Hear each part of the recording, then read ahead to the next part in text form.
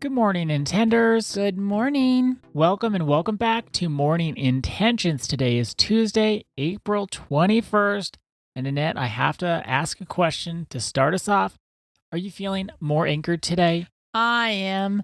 Molly made me very sure that she didn't hold that against me. I was worried because she's such a little fragile soul.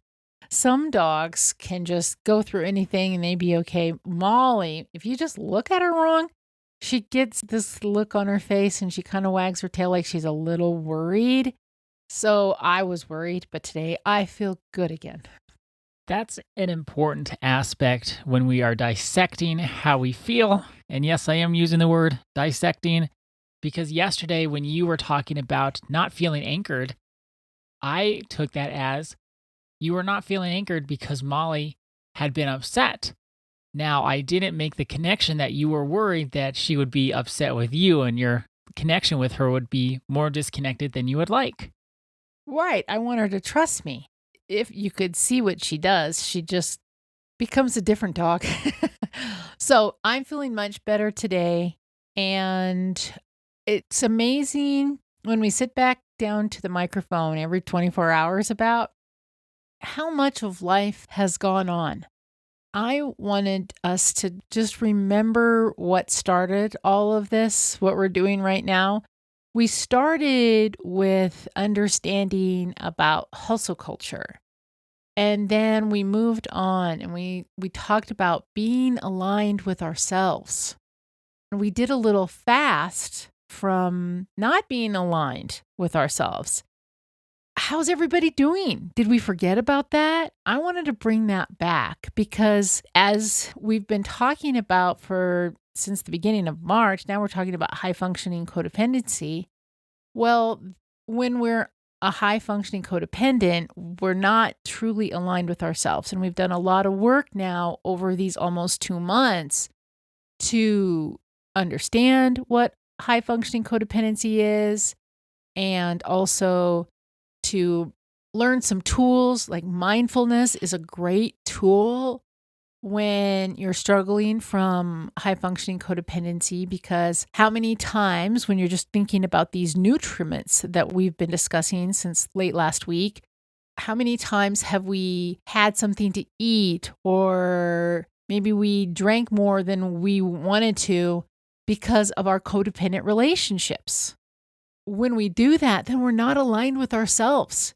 So I wanted to remind us all that all of this is connected. And there really is a method to where we're going and why we're spending so much time on this. The second nutriment that we talked about yesterday is what are we ingesting through our senses?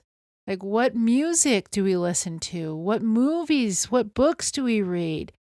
All of that. I think we had a pretty complete discussion about that nutriment. But remember, this is all about being aligned with yourself. I don't know what you're thinking about for our intention today, Ada, but I want part of it to be a reflection question. Are we still coming from this place where we're being aligned with ourselves? We're showing up. We're interacting with the people that we love or our colleagues or strangers in a grocery store from a place that's true and honest for us, and we're not hustling for our worth. Before we started today with the third nutriment, I wanted us to think about all that we've been talking about, and are we soaking it in, and are we showing up differently? I'm so glad you brought this back to our awareness. It can drift off to the backs of our minds because it has been a little bit since we made that commitment to ourselves. I don't think our 2 months of codependency have been a detour away from our fast, from being out of alignment with ourselves, because codependency gets in the way of alignment. If we're dependent on how someone else feels and what they're going through for how we feel inside, we're automatically out of alignment. Or we get out of alignment so easily because any small upset that they have, boy, we're gone. We're not even thinking about ourselves anymore. So thank you for bringing this back to our attention. Our third nutriment also is part of being in alignment. All of them actually are about being in alignment because if we have this idea about what does alignment look like for me? Remember, January, orientation, listening and noticing what is going on inside of us. Then we take that information, build our awareness from it, and we decide and we determine what does being in alignment with our true selves look like and what does being out of alignment with our true selves, our authentic us, look like, feel like. What's that experience? Does the food we eat, that's our first nutriment, does that get us more in alignment or less in alignment or more out of alignment? What we take in with our senses, does that get us more in alignment or does it get us out of alignment? This third nutriment is volition, which is the desire to get what we think will make us happy. I like to think of this in this way. It is those things in life where you say, I will be happy when I get a new car. I'll be happy when I get married. I'll be happy when I have a baby or get a new job or start my own business, own my own home. All the things in life that we think once this thing happens, I'll be happy. I'll be fulfilled. I'll have joy. And we have to check in.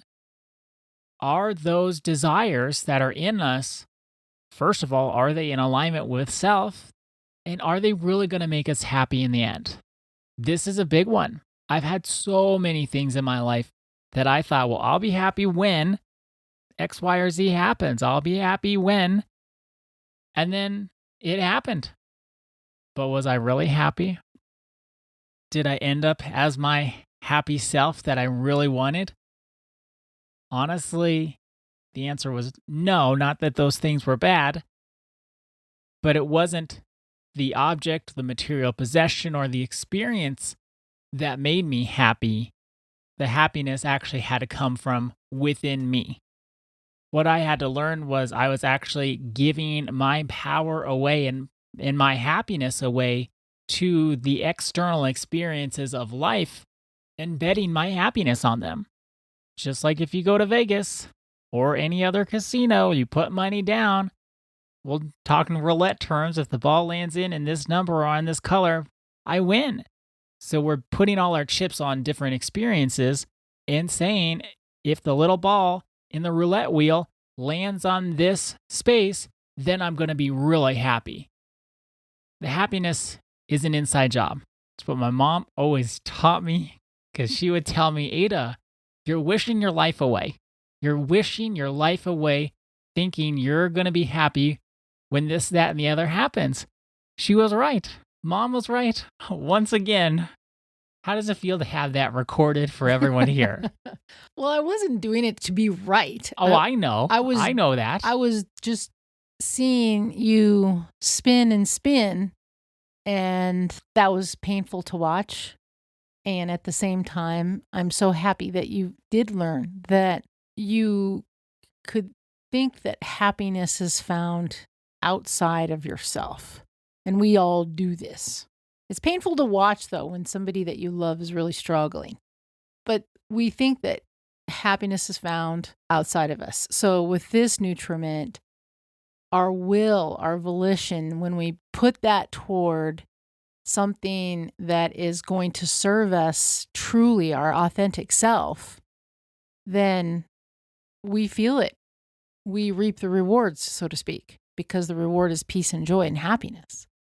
But when we're striving and we're coming up against a brick wall and that volition is misdirected, we suffer. And we suffer severely. We really do. Let's go back to Annette's intention. Well, actually, her reflection question. And Annette, would you like to repeat it one more time for us?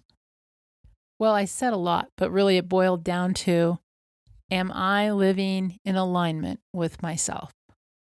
Am I living in alignment with myself? That's a great one. Thank you so much for joining us today. Our day is better because you are part of our day. See you tomorrow. See you then.